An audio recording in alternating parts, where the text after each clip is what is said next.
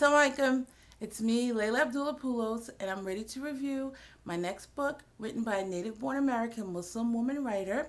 This time I chose Khadijah's Got Her Groove by F.A. Ibrahim. Notice I said Khadijah, not Khadijah. I said Khadijah, the proper Arabic pronunciation. This book is really, really good because, for me personally, because I was able to make so many connections with the reader. When a reader has a vibrant array of cultural intersections, it's often difficult to find books to connect with. Or even if you do find books to connect with, there are spaces where you're alienated because it doesn't really speak to your culture of one intersection. So, as a woman, I find a lot of the literature out there does not speak to me as a black woman. And as a Muslim woman, I find that a lot of literature about women and black women don't speak to me as a Muslim woman. So here we have an African American Muslim woman, and so it really is an opportunity for a lot of connections. Now, some literature does translate across cultures. That is true. However, not all of it does. Some literature is for a specific culture and it speaks to a specific culture. So, and that's fine. However, that means that there needs to be room for more works of fiction that speak to a broader array of cultures, especially people that have what I call the vibrant the vibrant array of cultural intersections. And so that's a book. This is one of those books. Honestly, there is not a lot of diversity in publishing fiction. I mean, even NPR recently did a report about the summer reading list and how that media gives out, various media gives out, and how it doesn't have diversity in it. And so we need to have that space where there's more diversity.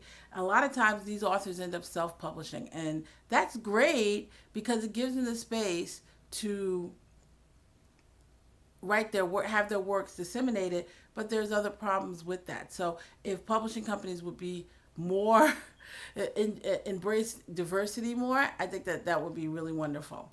Now, F.A. Ibrahim has an eclectic body of work. She's written this, which is contemporary fiction. She's also written science fiction and even children's books. So she's a very eclectic author. And this book, Khadijah's Got Her Groove, she takes the reader through the life of Khadijah, who is a suburban housewife or stay-at-home mom. I prefer that term better than housewife. She's a stay-at-home mom. She's got her life together. She's running a middle-class household. She has 2 kids. She's pregnant. She has a husband who works a 9 to 5, and he comes home to a nice house and a hot cooked meal, and she has it all together. She has everything is in order in her life, and that kind of threw me off because when I looked at the cover of Khadijah's Got a Groove, it's a play on Stella's Got a Groove Back, which is about a woman who goes through a professional and personal crisis, and she decides to go on vacation, and she finds love, and she reinvents herself a little bit through that experience. And so it kind of does that, but it's not about a professional woman that does that. It's about a stay-at-home Muslim mom who kind of goes on this journey of self-discovery. And it's written in the first person, which I like because it's a little more intimate. And so instead of kind of looking at her story, you feel like you're doing this, like you're holding a cup of coffee and Khadijah's telling you about everything that's happening to her, and you're just like, what? So I really like that a lot. And so what basically happens is Khadijah's got this great life and it stays great. However, a lot of things start to come down on her at one time. She finds another woman's phone number in her husband's clothes as she's preparing his laundry. She finds out her teenage daughter, who is at the age that a young Muslim woman should cover, is not covering high school for her own reasons. All of a sudden, her estranged father wants to reconnect with her. She has a medical crisis. She has 3rd trimester medical crisis.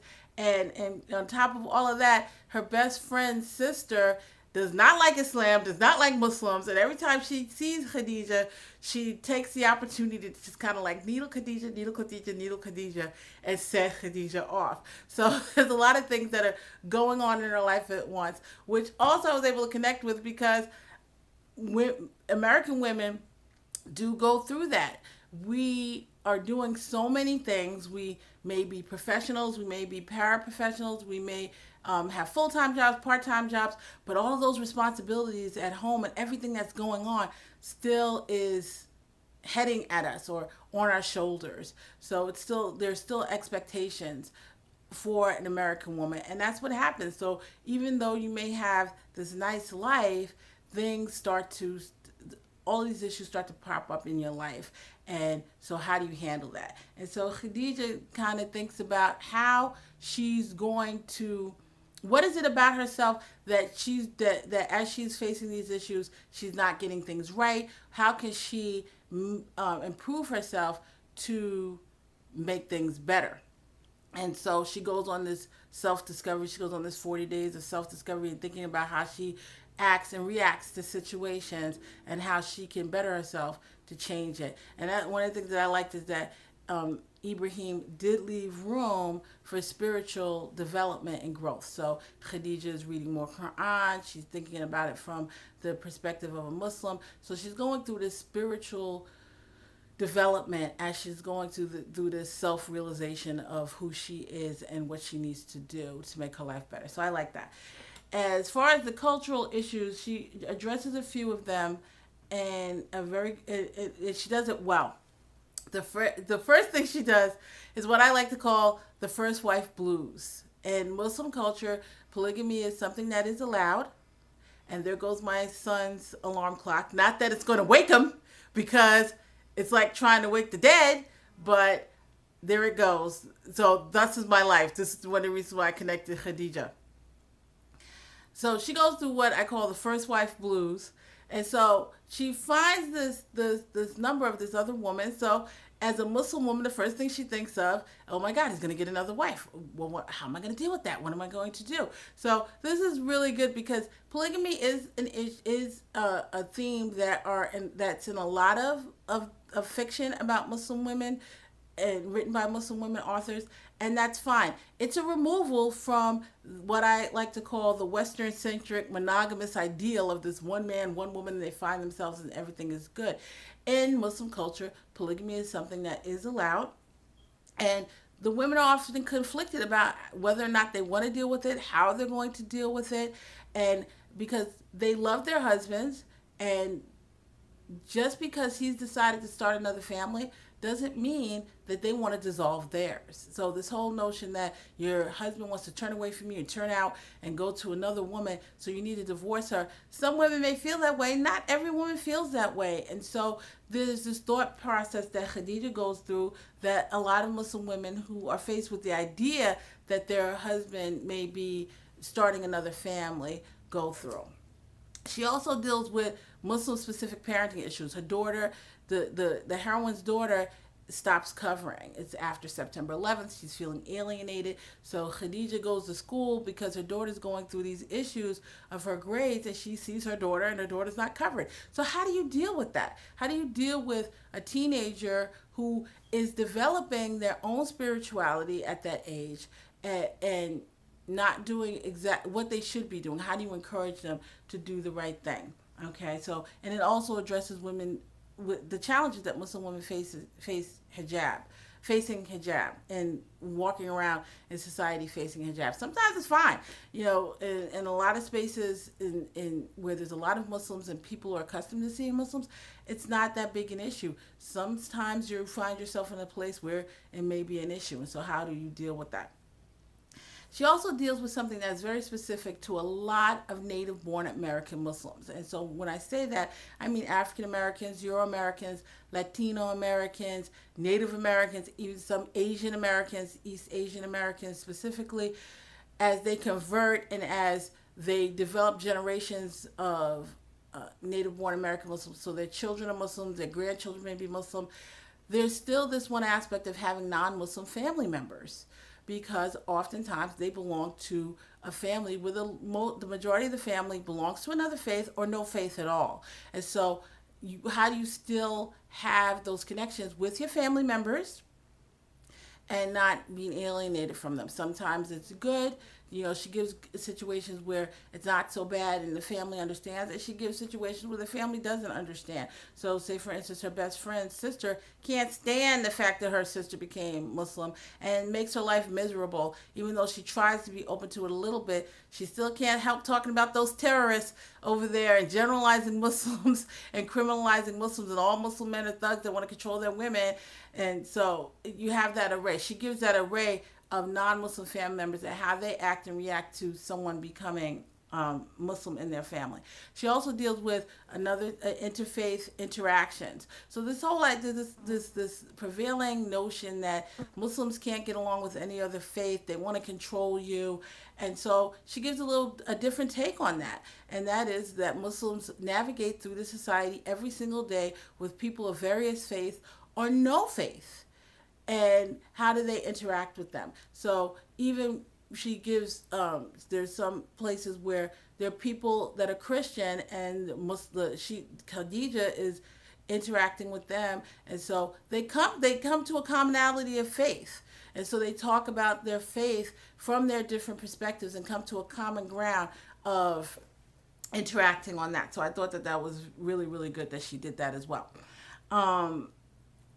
She did a really good job at even looking at the Muslim community again. So and someone that may not be as active in the Muslim community. That's one of the things that Khadijah grapples with, is that she feels like when she's going through all this stuff, she's feeling like she didn't make enough connection with the Muslim community for herself or her kids. So maybe that's one of the things she may want to explore as well. So I think that she did a really good job in bringing the reader through this one Muslim woman's life of nothing really major and damning happens in the sense that her whole life falls apart or something like that. It doesn't. It's just that it's all these little things that occur that can stress you out, and it does indeed stress her out. And this is the reason why she has her third trimester medical crisis, because sometimes people's lives are like that. You have that the common plot dynamic in literature where you have like the tragedy that happens at the top, the thing that happens at the top. Sometimes the thing that happens at the top doesn't necessarily involve maiming, torturing, or the character losing everything. Sometimes it's everything that kind of comes together into this one thing where you feel like I'm going to fall apart. That's something that's very valid in a lot of people's lives, and a lot of women's lives, and a lot of Muslim women's lives. So I like the fact that she did that as well. She has some interesting little twists and turns in the book, and at the end there is resolution, and Khadijah does find some way of grounding herself in her life, but she leaves it off so that there's room for more, where you kind of wonder, well, what happens when she gets home from the hospital after she has the baby, which I like. I like to think that everything is not all tied up into this nice, neat little bow. So I think that she did a really good job in doing that, and I love when authors do that.